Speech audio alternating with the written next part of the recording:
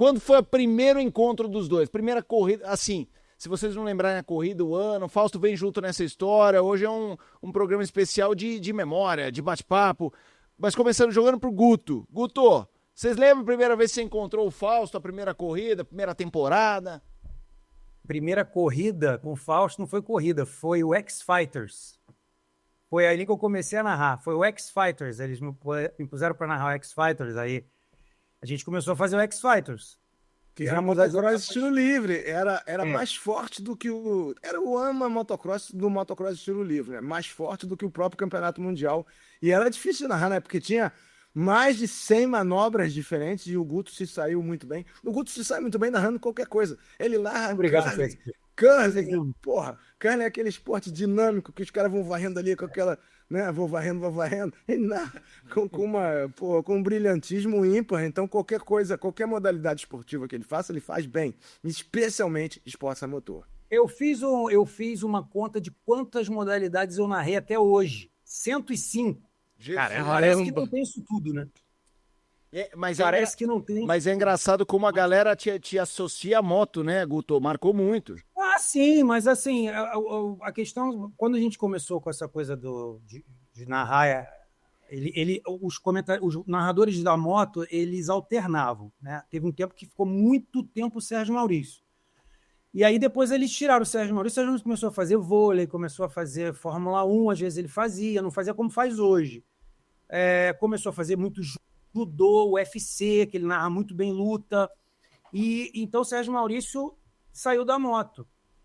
E assim, a cabeça do nosso chefe na época, meu querido Mário Jorge, querido, muito querido. Sim. Hoje é meu amigo. Não é porque, cara, o cara ser chefe não é fácil. Porque chefe, todo mundo pede. Nossa, mas pior ainda. Todo mundo pede. E o cara tem que atender a todo mundo. Sim. Só que eu era prateleira de baixo do Sport TV. Então o cara tinha ali Milton Leite, Luiz Carlos Júnior, o Rob Porto. Tinha naquela época, né? Tinha aquela galera ali que fazia mais, viajava mais, ia para. Então a primeira viagem que eu fiz com o Fausto foi para o X-Fighters de Roma. Foi a primeira viagem que eu fiz no Sport TV para fora do Brasil. Que, inclusive, queriam me boicotar, não queriam que eu fosse. Mas eu queria. Aí um chefe que foi conosco, porque o Sport TV tinha muito chefe. Tinha chefe em geral, que era o Mário, mas tinha um chefe. A hora de programação, outra de grade, outra de mais baixo de eventos, outra... Então, tinha muito chefe. Então, um desses falou assim, não, isso não está justo. É o Guto que tem que ir, porque o Guto faz tudo, todas as etapas. E daí eu fui. Foi a primeira viagem que nós fizemos internacional. E aí, o que ele fez? Ele viu que tinha uma rotatividade na moto muito grande, ele queria pôr alguém para ficar fixo. Aliás, a cabeça do Mário, nesse sentido, foi, assim, meio que individualizar aquele narrador num esporte em que ele se destacasse sem ele deixar de fazer os outros. Então, para mim, o que ele fez foi, vai para a moto. Quando eu comecei a fazer a moto, eu queria fazer futebol. Queria muito fazer futebol. Quero fazer futebol, eu não quero fazer moto. Eu não quero fazer moto, eu quero fazer futebol. Pô, eu entendo de moto, entendeu? Não ando de moto, não quero. E o Fausto sentiu isso. Porque, assim, quando você tem... O Fausto, estou dizendo aqui, porque vocês querem que eu jogue tudo. Então vai tudo agora. O Fausto ele é uma pessoa que ele é apaixonado por moto. Absolutamente apaixonado. Apaixonado, fissurado. E é um entusiasta e é uma enciclopédia, sabe tudo. Então, ele não ter alguém entusiasmado ao lado dele, ou alguém que demonstre que aquilo ali não significa nada, para ele é uma dor. E eu entendo. Só que na época eu não entendia. Eu entendo hoje. Hoje não, né? Já há muito tempo. Mas no início eu não entendia. Então eu fazia os eventos e, óbvio, quando você entra, que você começa a fazer, você causa uma desarmonia em tudo que a pessoa tem de harmônico, eu costumo dizer isso. Então, o que é a harmonia para o cara? No domingo, de manhã, o cara vai acordar cedo, vai para o sofá dele, vai fazer o café dele, estou falando da moto, vai fazer o café dele, vai para o canal que ele paga todo mês para ver, na TV a cabo, na época era assim, vai pegar o controle remoto, que o controle remoto eu digo que é o segundo órgão sexual do homem, né? O controle remoto. Não pega. Não, a mulher não pega o controle remoto. Não pega, mano. Você pega o controle remoto. No sofá, no domingo, que é um dia santo, da tua folga, vem uma voz que é diferente, ela é um ruído em toda a tua harmonia. Então a primeira coisa que a pessoa fala é assim, pô, que merda é essa? Desculpa o palavreado, mas é isso. Que é essa merda desse cara que tá fazendo isso? Que isso? Quem é esse cara? Então até você... em Portugal tem um ditado que eu achei muito legal, que diz assim, primeiro estranha-se, depois entranha-se. Então, a questão é, para você, é muito bom, para você, o que é isso? Primeiro a pessoa te ouve e te critica, depois ela começa a acostumar, depois ela começa a te respeitar, e depois ela te admira. Ou não, às vezes não admira, mas respeita. Então, quando chegou uma determinada hora, nós fizemos uma corrida e o Fausto e eu, a gente não tinha uma relação de amizade. Assim. A gente tinha uma relação de trabalho boa, mas tinha essa coisa do Fausto se sentir incomodado por saber que eu era uma pessoa que eu queria fazer futebol. Chegava lá e falava, pô, mas olha todo mundo, só dar uma parte, todo mundo queria fazer futebol era de tarde. A moto começava às 6 horas da madrugada, para eles. Eu já assisti lá 4 horas.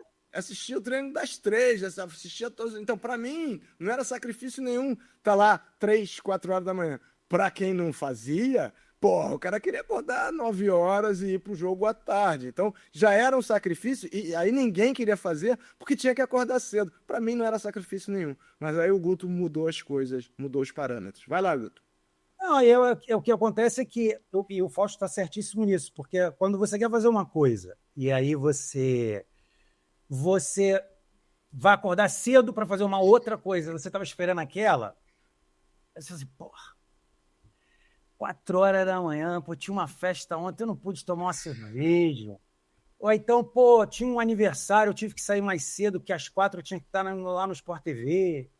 E tal. Então você nunca fazia aquilo com gosto. Aí teve uma corrida, que foi uma que o Jorge Lourenço, se ele não ganhou, ele chegou em cima da moto todo, ele tinha acabado de voltar de uma cirurgia. Holanda.